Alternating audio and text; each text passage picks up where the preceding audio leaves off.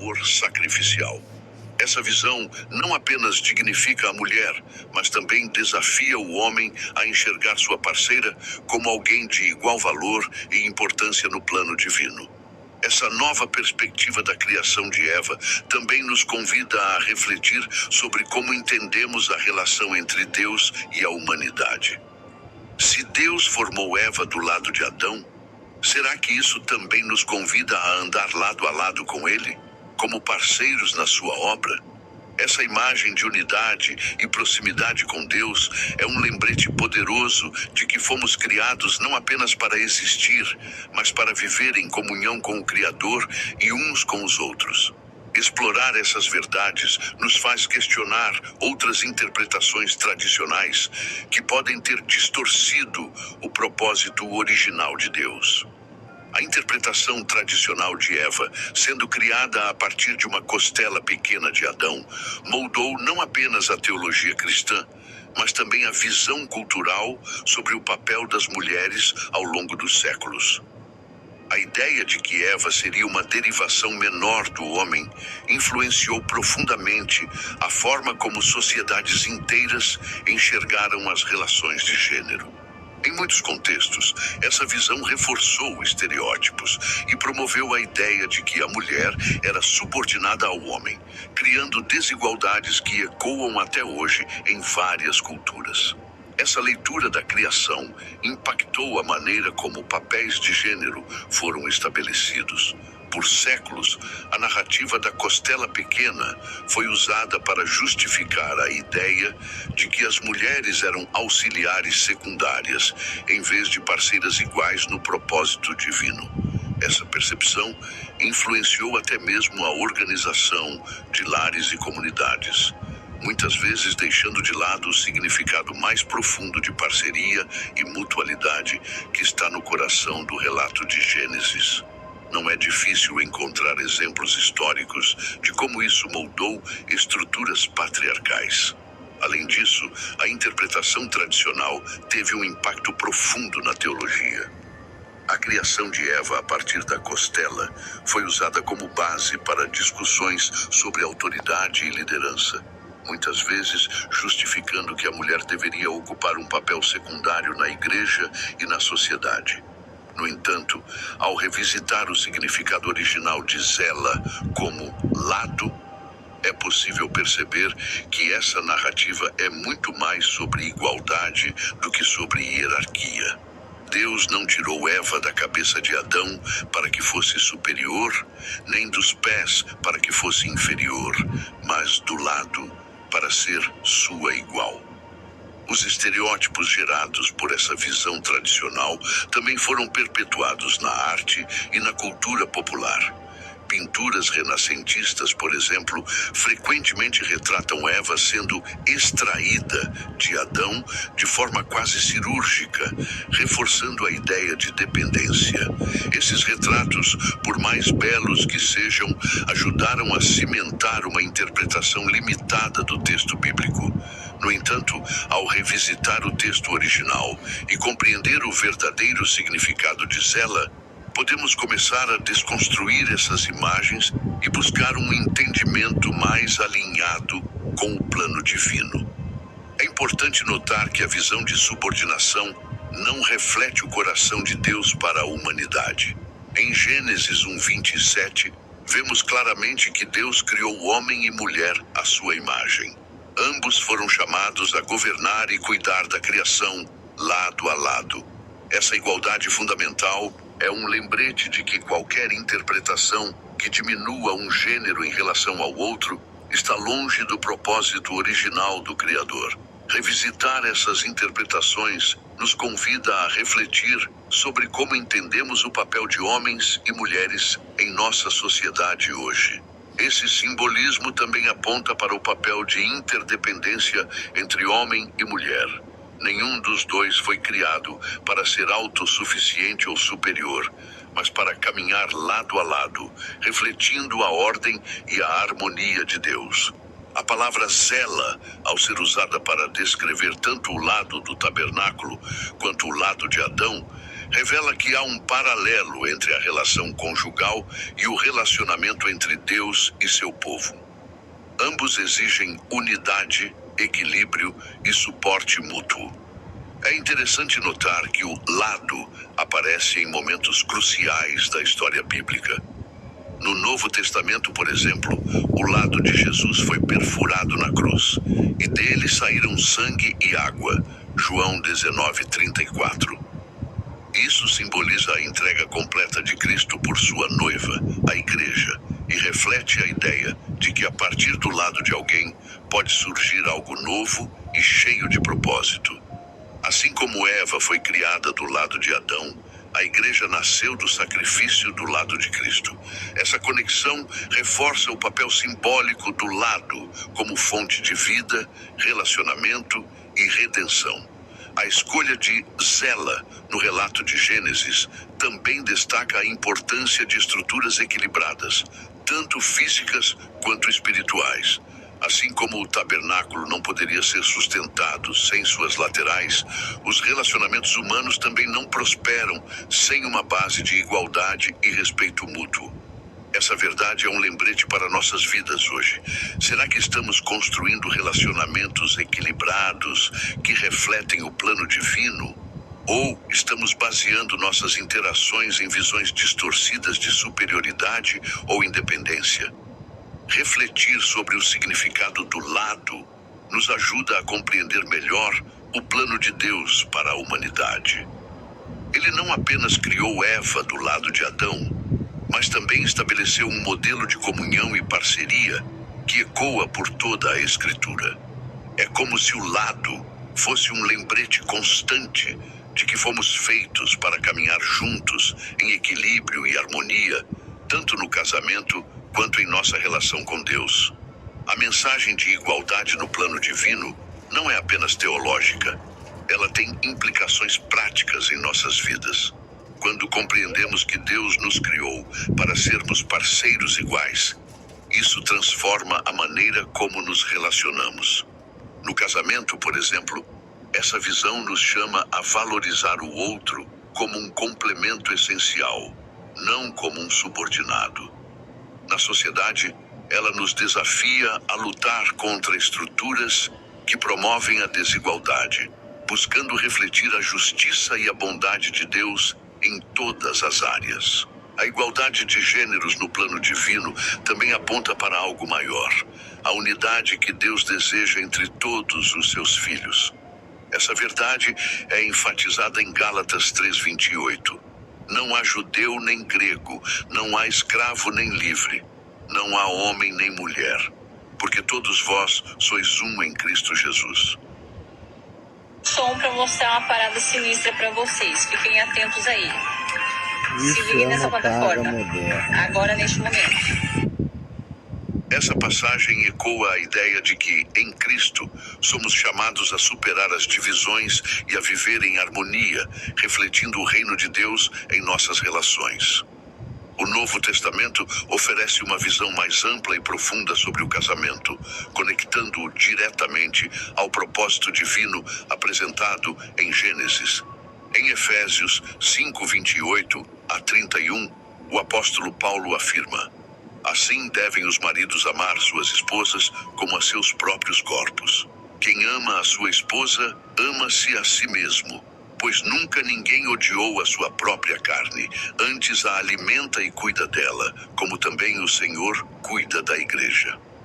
Aqui, Paulo não apenas reafirma a unidade do casamento, mas também a eleva a uma dimensão espiritual, comparando a relação conjugal à de Cristo e a igreja. Essa comparação é significativa porque reflete a profunda interdependência que Deus planejou para o homem e a mulher. Quando Paulo cita Gênesis 2:24, por isso deixará o homem seu pai e sua mãe e apegar-se-á à sua mulher, e serão ambos uma só carne. Ele nos lembra que o casamento é muito mais do que um contrato social. É uma união espiritual. Assim como Cristo entregou sua vida pela igreja, o marido é chamado a sacrificar-se em amor e a esposa a responder com respeito e devoção. Essa visão transcende o mero papel de cada um e destaca a igualdade e o compromisso mútuo. É interessante como essa abordagem corrige distorções culturais. Muitos enxergam o casamento como uma relação de poder ou controle, mas o ensino de Paulo enfatiza a mutualidade. Ele desafia tanto o homem quanto a mulher a se enxergarem como partes iguais de uma aliança divina. Quando compreendemos isso, percebemos que o casamento não é apenas uma parceria funcional, mas um reflexo da unidade e do amor sacrificial de Cristo. Esse tipo de amor é transformador, capaz de superar desafios e promover a harmonia. No entanto, essa visão de casamento exige mais do que palavras bonitas. Ela exige ação. Por exemplo, como um marido pode demonstrar esse amor sacrificial? Talvez seja investindo tempo em ouvir sua esposa, valorizando suas opiniões e sendo um parceiro presente nas decisões do lar. E como a esposa pode demonstrar respeito e devoção? Talvez seja apoiando seu esposo em momentos de dificuldade e caminhando lado a lado em fé e propósito. Quando ambos vivem esses princípios, o casamento se torna uma força que reflete o reino de Deus. Além disso, Paulo nos mostra que o casamento é uma metáfora viva do relacionamento entre Cristo e a Igreja. Assim como Cristo lidera com amor, paciência e compaixão, os cônjuges são chamados a liderar e seguir com esses mesmos valores. Essa conexão espiritual nos lembra que o casamento não é apenas para benefício pessoal, mas para refletir a glória de Deus. Cada ato de sacrifício e serviço no casamento é, de certa forma, um espelho da graça divina. Essa reflexão do casamento no Novo Testamento também nos convida a repensar nossas prioridades. Muitas vezes, os relacionamentos sofrem porque nos esquecemos do propósito maior por trás deles. Será que estamos buscando o bem-estar mútuo ou apenas satisfazendo nossas próprias necessidades? Será que nosso casamento reflete a unidade que Deus deseja? Essas perguntas podem nos ajudar a alinhar nossos relacionamentos com os princípios divinos. A unidade entre homem e mulher, rompida no Éden pela queda, encontra sua plena redenção em Cristo. Desde o início, o pecado trouxe divisão, não apenas entre o ser humano e Deus, mas também entre o homem e a mulher. No Éden, a parceria igualitária deu lugar a uma relação marcada por conflitos, acusações e desigualdades. Mas em Cristo, essa ruptura é restaurada. Gálatas 3:28 declara: não há judeu nem grego, não há escravo nem livre, não há homem nem mulher, porque todos vós sois um em Cristo Jesus. Essa passagem ecoa a mensagem de que, em Cristo, todas as barreiras são derrubadas e a unidade original é resgatada. Essa redenção da unidade começa com o sacrifício de Jesus na cruz. Quando seu lado foi perfurado, fluíram sangue e água, símbolos de purificação e vida nova. Assim como Eva foi criada do lado de Adão, a Igreja nasce do lado ferido de Cristo. Essa conexão é poderosa, porque revela que a redenção não é apenas espiritual, mas também relacional. Cristo restaura não apenas o relacionamento do ser humano com Deus, mas também entre as pessoas, incluindo a relação entre homem e mulher. Essa mensagem de redenção não é apenas teológica, mas prática. Em Cristo, somos chamados a viver como novas criaturas, refletindo a unidade que Ele nos concedeu. No casamento, por exemplo, isso significa abandonar as dinâmicas de poder e controle que o pecado trouxe e abraçar a parceria e o amor sacrificial. Significa valorizar o outro como igual, como alguém que compartilha a mesma dignidade e o mesmo propósito diante de Deus. Essa mudança não acontece automaticamente, mas através de um processo contínuo de entrega a Cristo e a sua palavra. A redenção da unidade também se reflete na comunidade cristã. Assim como o casamento deve espelhar a relação entre Cristo e a Igreja, a própria Igreja é chamada a viver em unidade, independentemente das diferenças. A igualdade proclamada em Gálatas 3:28 não apaga nossas distinções, mas as harmoniza em um propósito maior. Quando vivemos essa verdade, nossas igrejas se tornam testemunhos vivos do poder transformador de Cristo, um lugar onde homens e mulheres servem juntos como parceiros no reino de Deus. No entanto, viver essa unidade redimida exige intencionalidade. É necessário superar preconceitos culturais, interpretações distorcidas e padrões de comportamento que não refletem o coração de Deus.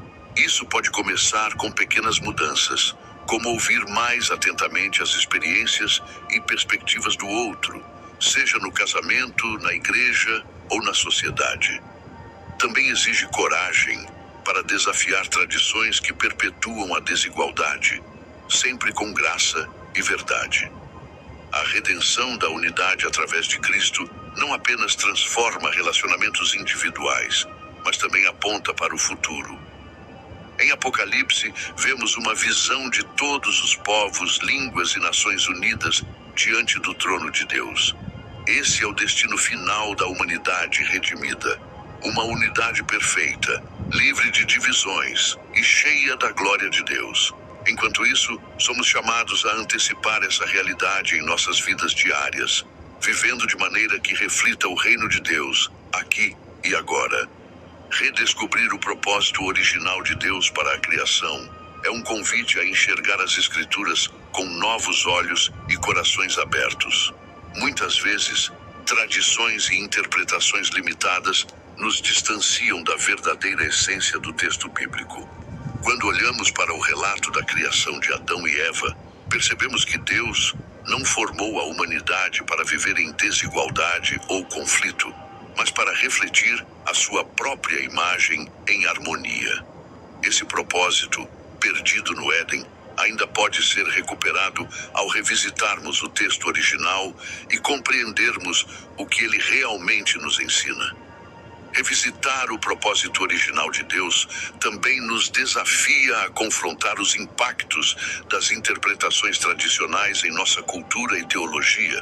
A ideia de Eva como uma derivação menor de Adão influenciou gerações, promovendo visões de subordinação que não refletem o coração de Deus. Quando entendemos que homem e mulher foram criados como parceiros iguais, isso não apenas corrige mal-entendidos teológicos, mas também nos inspira a viver relacionamentos que espelhem o amor e a justiça de Deus.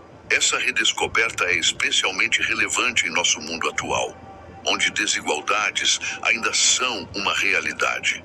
Imagine o impacto de ensinarmos essa visão de parceria e igualdade às próximas gerações.